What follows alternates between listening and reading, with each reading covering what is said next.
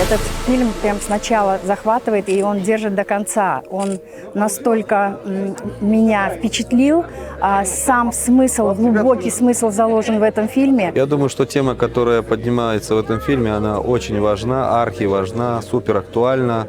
Это вопрос нашего самосохранения, сохранения национальной идентичности, тем более для нас, представителей диаспоры, это очень важно. Конечно, фильм очень хороший, мне понравился.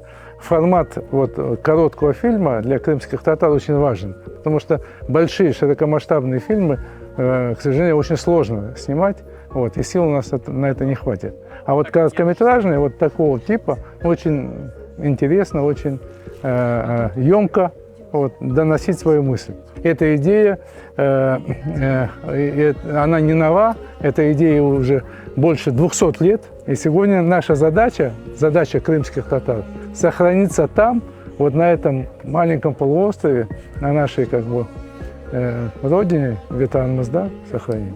Это моменты преобразования человека, когда накопленная многими событиями чаша терпения, можно так сказать, наполняется, и человек себя преобразовывает.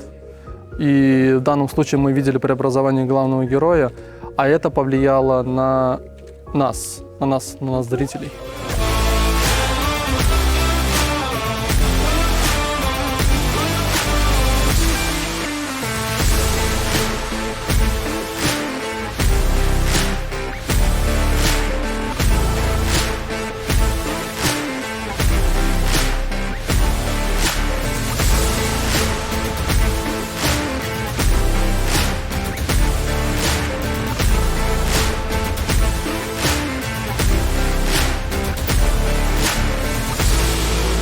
Основная тема фильма, которая была в самом начале, замечательно отражает внутренний мир героя, как мне кажется. Мир, даже не его внутренний, сколько мир, в котором он живет, находится.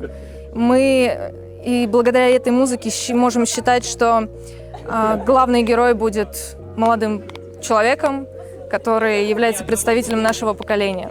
Я считаю это замечательно. Что касаемо видеооператорской работы, она была просто мастерски осуществлена. Я могу смело сказать, что все было сделано действительно очень здорово, актеры молодцы.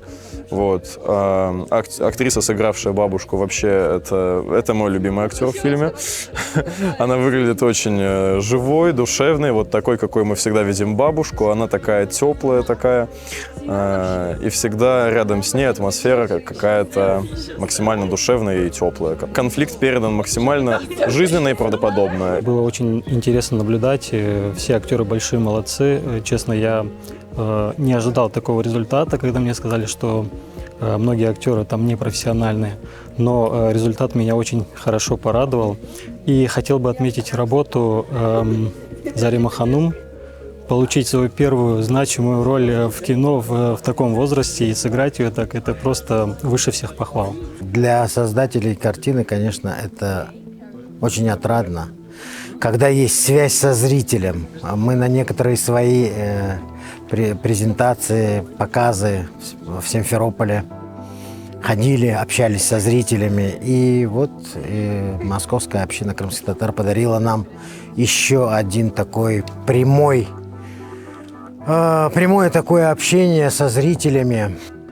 Сау болсундар, что нашли время и пришли. Тут оба персонажа очень важны, и нам следует внимательно присмотреться и к главному герою, этому молодому человеку.